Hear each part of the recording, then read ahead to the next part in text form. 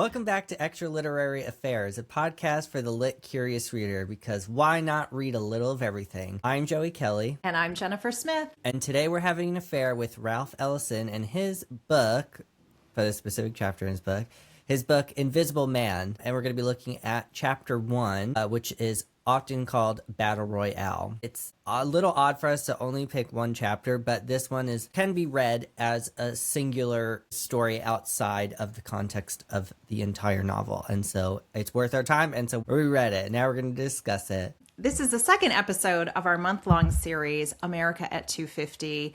And we have been celebrating that by exploring different historical eras of the United States through literature. And as you mentioned, this is the first chapter of Invisible Man, which was written by Ralph Ellison, and it was published inside that book in 1952. That's just an important time point.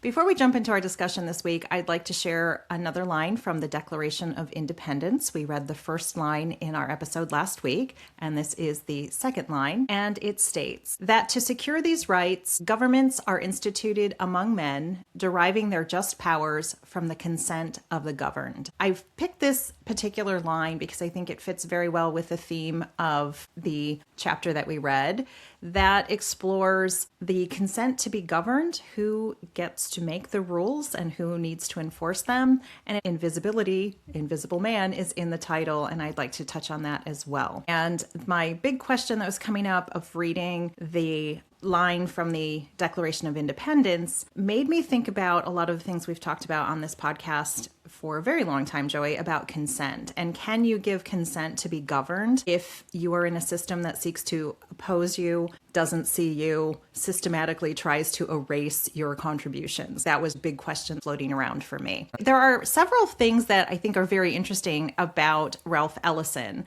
He was born in Oklahoma City in 1913, and his parents named him after Ralph Waldo Emerson, a very famous 19th century transcendentalist poet and philosopher who hails from Concord, Massachusetts, which is very far from Oklahoma City. A T.S. Eliot poem inspired him to become a writer. He was studying at Tuskegee Institute, and he was also a very famous trumpeter at that time. He encountered T.S. Eliot's modernist poem, The Waste Land, and it had such a profound effect on Ellison that he decided that he was going to devote his life to literature. And I really appreciated hearing that the poem by T.S. Eliot, The Waste Land, inspired Ellison to pursue literature. It really ignited that creativity in him. He then sought out some other writers of his generation who were expressing themselves both in poetry and in prose, and he reached out to Richard Wright, who also had a very profound effect on his writing and encouraged him to take his hand at fiction. His novel, Invisible Man, won the National Book Award in 1953, making him the first Black author to receive that honor. The novel is a powerful story of race and identity told by a nameless Black narrator who considers himself invisible, hence the title, because people simply refuse to see him. In the last couple of episodes, we have explored this idea of invisibility and who is allowed to be seen and who is not. Fellow writer Saul Bellow, from a different time period, a little bit more modern, later said that the book Invisible Man holds its own among the best novels of the century. And I think you and I would both 100% agree that this is a very powerful read. It definitely is. Before we get into our discussion, we're going to discuss this outside of the context of the entire novel, because we're not discussing the entire novel. I'm just taking it as a short story for context for anyone that's like, why wouldn't you bring this up? That happens later in the novel, and now you know why. This story is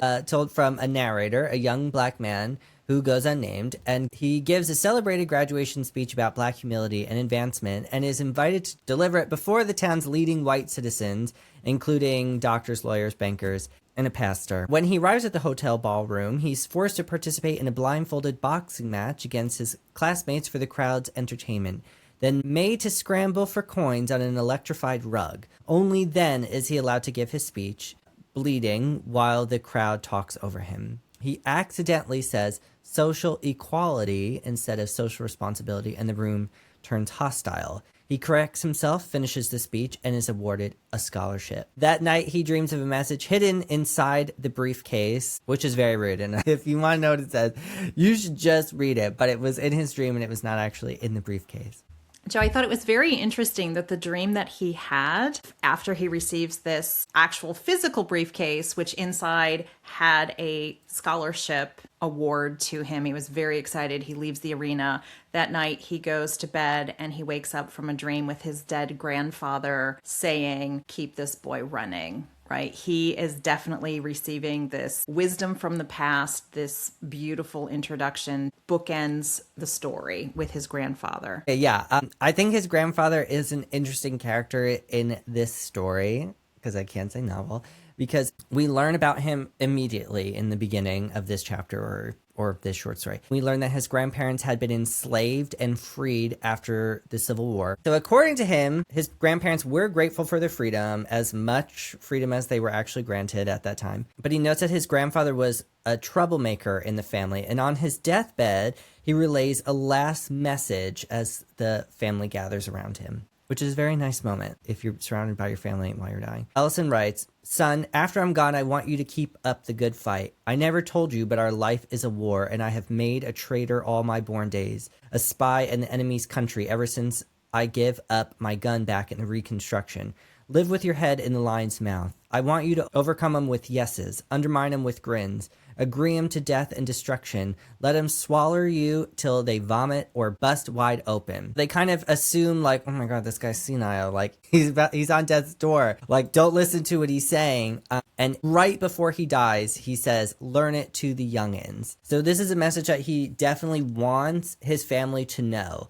And so my question was, after rereading this, because I have read the entire novel, was why does the family react like this? And why does he wait until his dying moment to relay this information? That was a very powerful scene, and I did not reread the novel prior to this. I only read this standalone chapter. And for me, the novel starts out so beautifully with this unnamed narrator saying, "People my whole life have been trying to tell me who I am, and they were often contradictory and they were always wrong. The only person who can tell me who I am is me, and I am only myself." When we switch right to that scene with the grandfather, the family was a little upset that he said, "Teach this to the youngins," and I've been a traitor my whole life. Going along to get along was not the right thing. That was my interpretation of that, Joey. You can only bow to those in power for so long, and nothing had changed. And Ralph Ellison writes a line. He was like, "I was not ashamed that my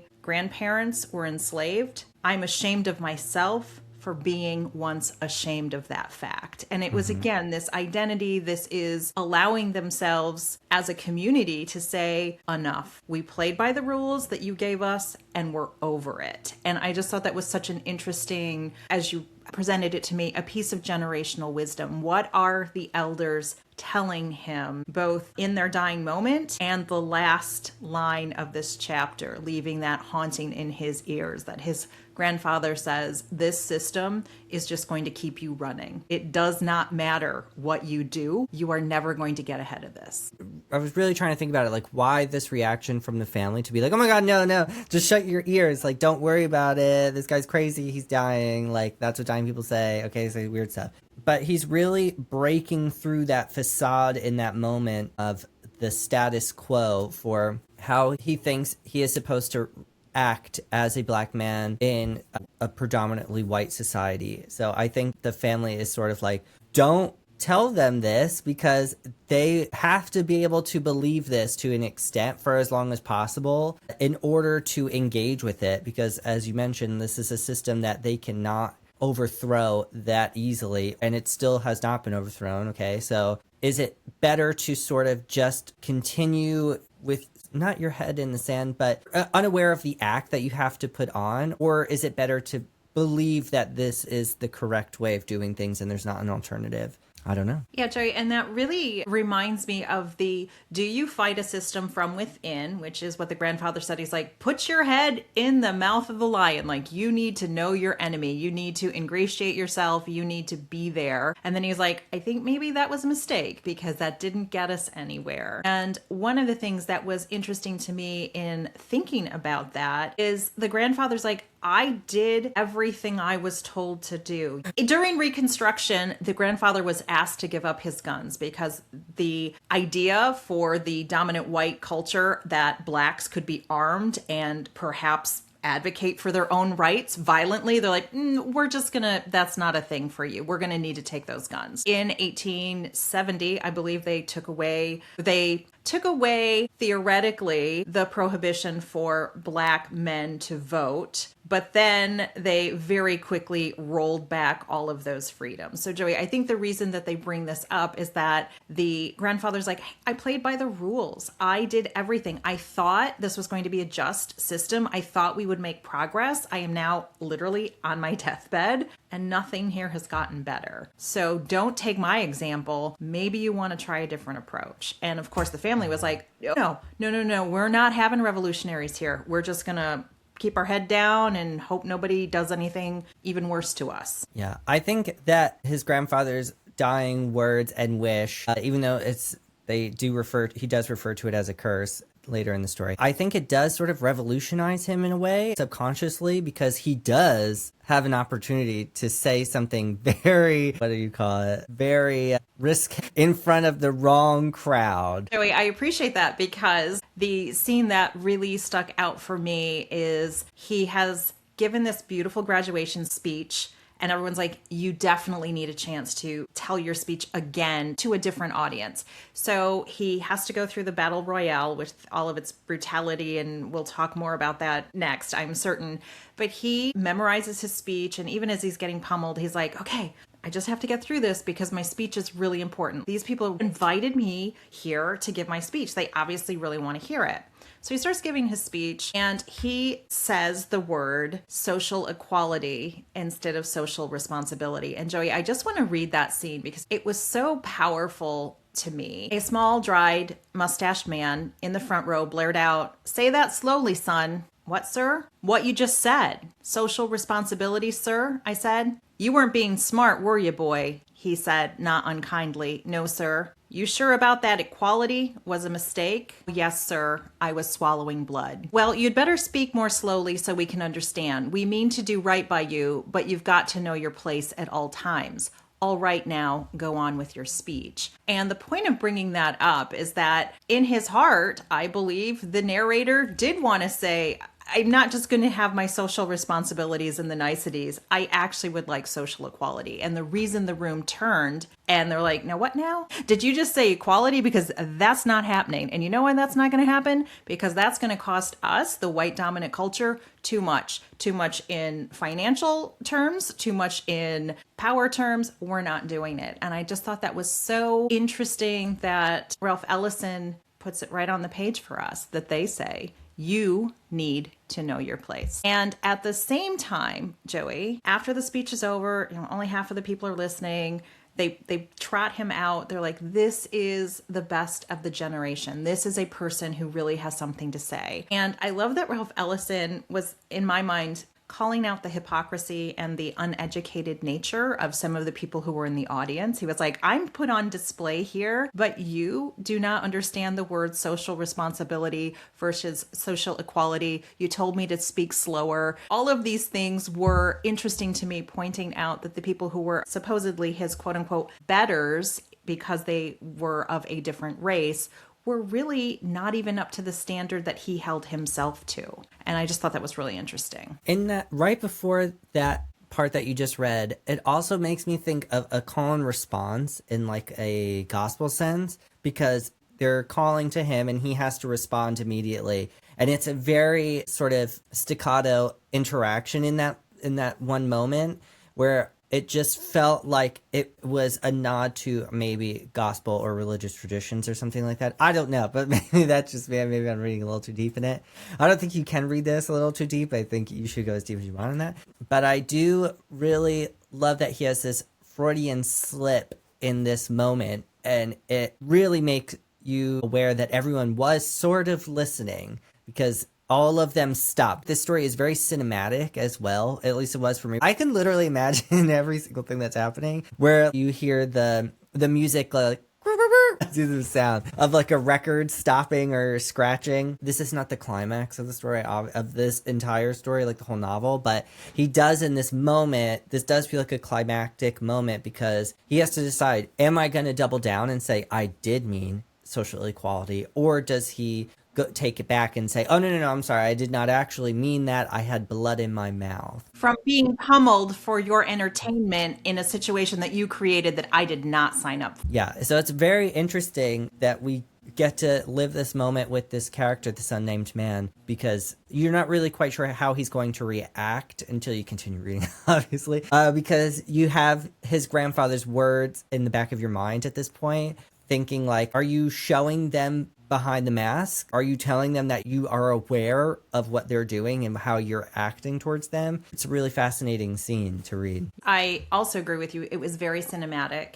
The call and response of like, what did you say? Social what? Social responsa what? Social responsibility. So it was like a chant, like, what do we want? Freedom. When do we want it? Now. It was like, it was very interesting because this was written. The first chapter they said was published sort of as a standalone piece prior to the entire novel being published in 1947. So after World War II. And then the entire novel was published in 1952. And so I think it's just a very interesting time for us to think about what was going on in the United States, where Ralph Ellison spent almost all of his entire life. He spent 2 years in Rome after his novel was published, but the majority of his life was spent in the United States. What was his lived experience as a Black man growing up in this time, knowing what was happening in his country? Yeah, I think we're seeing a lot of his mindset in this book. I said I wasn't going to talk about it, but I just think like the rest of the book, it goes somewhere I did not expect. When I was reading, I did not think this was where it was going to head. It's interesting when we get to know an author's backstory and how does that stuff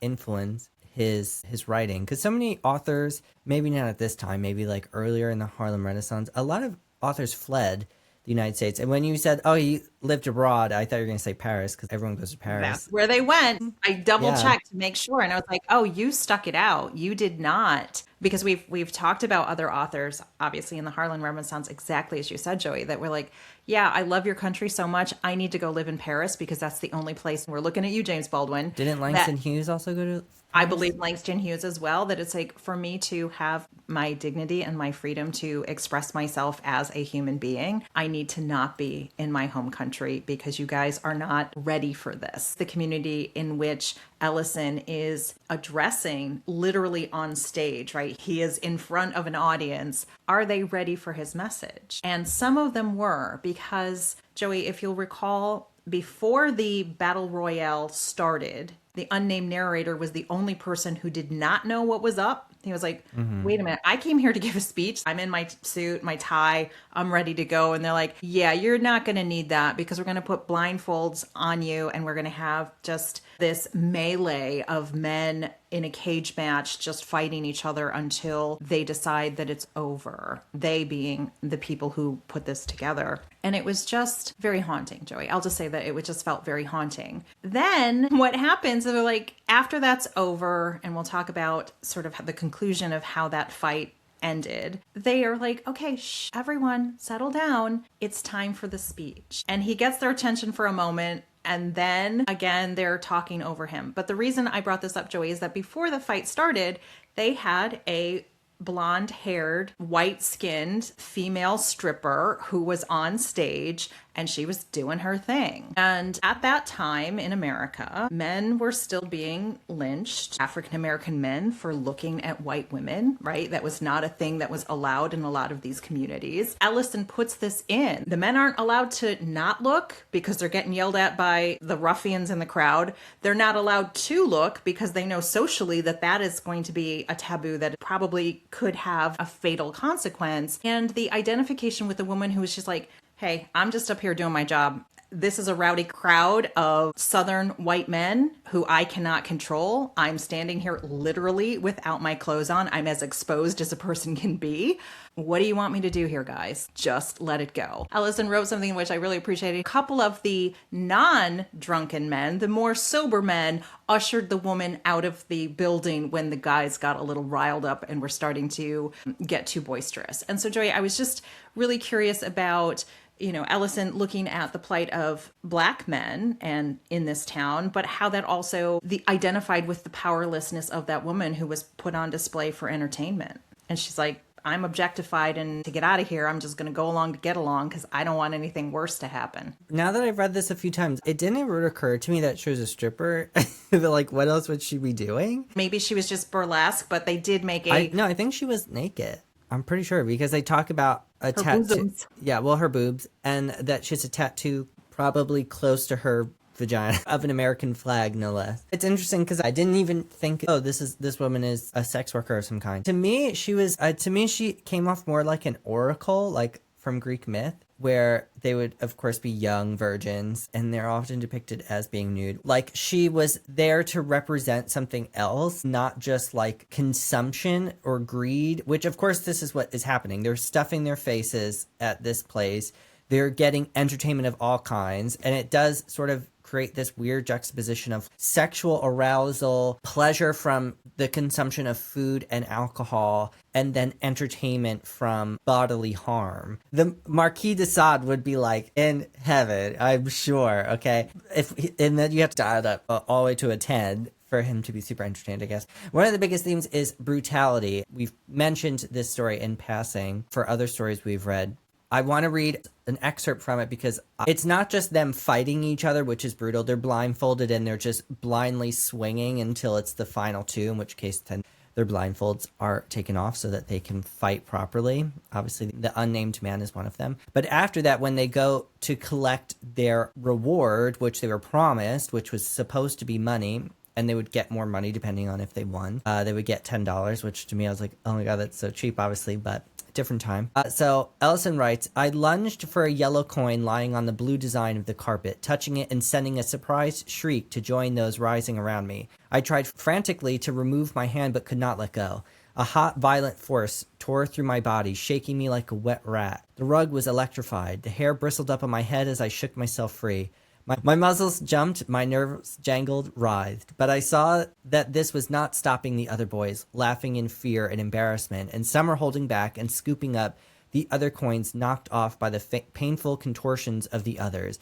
The men roared above us as we struggled. Pick it up, goddammit, pick it up, someone called, like a bass-voiced parrot. Go on, get it. It's just like the most disgusting depictions of wealth. These are the most influential men in this town. You would assume they can have whatever they want. They have money and power. They can access anything, literally every single thing. And so it's interesting that we can see that literally throughout time and currently, okay, the Epstein files and stuff. This is not a new concept. Okay, that was a little bit older from now, but still the idea sticks that super rich, powerful men, particularly white men, need to do the most disgusting things humanly imaginable to get their rocks off because they just have access to too much. This is a pattern, okay? It's not a one-off. It's not an outlier. This is what happens. Yeah, Joey, I had to look away from you just for a moment because I'm thinking about exactly what you said. It wasn't enough to humiliate these men and have them physically harming each other. Once that was over and they thought, okay, we can take a break. Now they're like, hey, you came here for the money. Come get the money. I just want to read one little section here that tees up to what you said. And I think we'll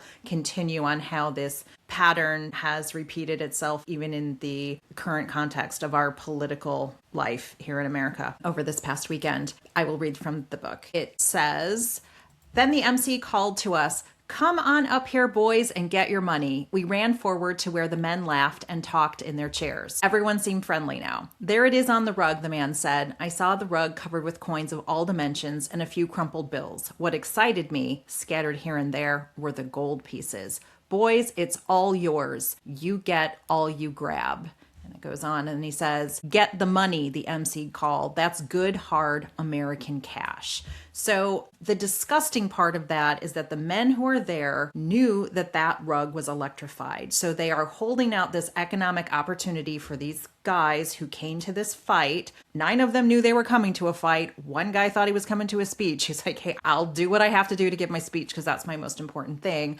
But as you said, taking the disgust and brutality so high, because Joy, I was so angry when they're like, okay, not only are you touching a rug that is shocking you, before tasers were a thing, they just electrified these rugs. So every time they tried to touch it to get the money that they were promised, it zapped them. At the end, the gold pieces were fake gold coins that you would get that are tokens for something. They're not even money. And I was like, you've got to be kidding me. So when you say like piling on the humiliation, the brutality, the like, hey, we've got all the money in the world, but you're not getting any. In fact, we're going to give you fake money and just see how much you'll rough and tumble around each other to do that. And Joey, as I was sitting with this story, I was thinking Ellison was building, as you said, that you can't go too deep in the story, like you can just keep going and going. That he's like, we were blindfolded, we were put in to fight against each other until there were only 2 left, and then somebody was still going to lose. So I'm like, is he talking about the different classes and educational opportunities in the Black community that the broader culture just says, you guys just roughhouse it and figure it out and fight it out amongst yourselves, do whatever you have to do to live the American dream and get the money? Because they were all there for the money. In that fight, there's a giant, very physically powerful man who makes it to the final round. Big surprise. And then the intellectual who was coming to give his speech. So very interesting that they were the 2 that were left. So he's like, please don't kill me. I'll give you $5. He's like, for you, I'm going to do it. And he's like, okay, I'll give you $7. He's like, I'll tell your mother about it. He's like, I'm not going to take your money. Okay, fine. He didn't want to throw the fight because I'm like, that would have been an easy way to get out of it. It was just, again, money, power, brutality. Can you buy yourself out of a bad situation? Who's making the situation possible in the first place? Well, as you're talking, I remembered that in the story, they don't say to give your speech, you have to do this. They just say, while you're here, you should do this instead.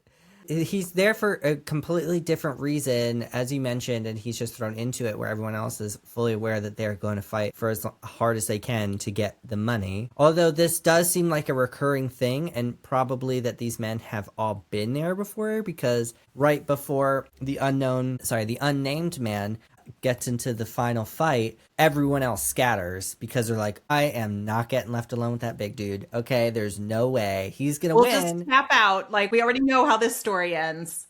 So it's interesting he is sort of like the novice here because he specifically goes for the gold coins. We don't really know what everyone else was going for necessarily, but we could assume that these men know that the gold coin is not gold. It's just a little token, so they're not going to go for it. They're going to go for the thing that is actually money, which is like crumpled up bills or whatever else was on there. And so I didn't really even think about that part for whatever reason, that he is coming here and he wants him to throw the fight. He wants this big guy to lose on purpose because he thinks this is the way to give his speech, which he would give no matter what. But he wasn't sure in that moment, Joey, because he's like rehearsing the speech in his mind, saying like, am I still going to be able to give my speech when this is over? I'm assuming like crumpled dollar bills are really dollar bills. But for me, those fake coins represented privilege. You have opportunity. We're going to send you to this college and you are going to change a generation. They give him this reward at the end of his speech after humiliating him, literally letting him get beaten. Blood is running out of his mouth when he's trying to give this speech. And they're like, you are going to do important things for your race. We are giving you this briefcase to start your new life. We are giving you a scholarship. You're going to remember this day. You should be so proud of this moment. And it literally, just saying that now, Joey, it makes me sick to my stomach to think that those contradictions were throughout that entire story. Are you making fun of him? Are you celebrating him? Are you aware that this person, just because of the color of his skin, is being robbed of the opportunity to use all of his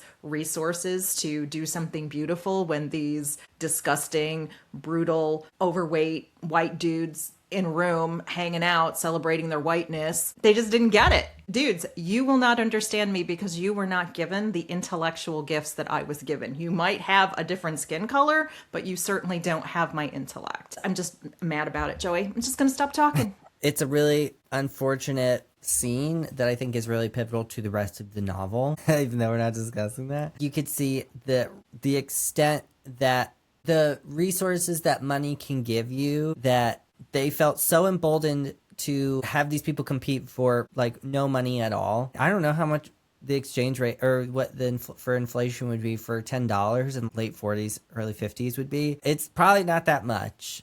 Okay, it's still only $10. But yeah, I think it's a good description of the morality of wealth. And I think morality is something that comes up throughout the novel. Can you have morality if you're acting like this and you're wealthy? I think extreme wealth is immoral inherently. You have to oppress people to do that. I mean, even in this moment, they're trying to save a buck. They won't even give real coins. They're still trying to cheat them out of things. And I think they're so willing to listen to his speech. I mean, intermittently, they're not really paying that close attention until they think he messes up. Because he is the right type of black man who is willing to, or at least on the surface, is willing to go above and beyond to appease these white men. So yeah, it's not a good time. They even call out when the coins are on the rug. They're like, go get it. It is hard, cold American cash. That's what you're here for. And even that was fake. And for me, the promise of, oh, if you go to college,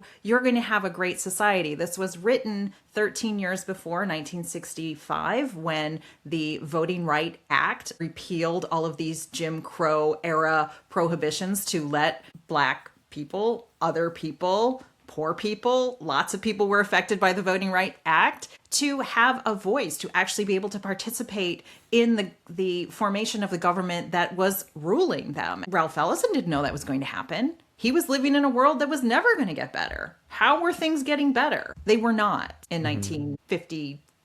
They'd just come back from the war. Some people were able, they had the Tuskegee Airmen and other bands of African-American soldiers who were getting a little bit of recognition and respect and, dare I say, equality without being pummeled to death on stage by this mob. It was just such a deep thing to reflect on, because we are thinking about what makes America America. The good parts, the bad parts. Are we going to outgrow our growing pains? Is this still happening today? What would you do for the money? What would you look away from and say, this is just the way it is? Shut up and go with it, because if you don't, something worse is going to happen to you. Yeah, there's a prologue before this, so I think I will spoil it. In the prologue is when he is fully invisible. He is the invisible man. But I think it's really an interesting perspective to see the beginnings of this man's story, because we obviously never learn his name, so he's invisible to us in many ways. But I think it's so important for us to get his origins. What's the impetus for him to start down this path, for him all these years later when he ends up in New York City as the Invisible Man? I cannot recommend this enough. I think you will agree that everyone should challenge themselves to read this novel from start to finish. The first chapter that we're reading is a great kickoff point.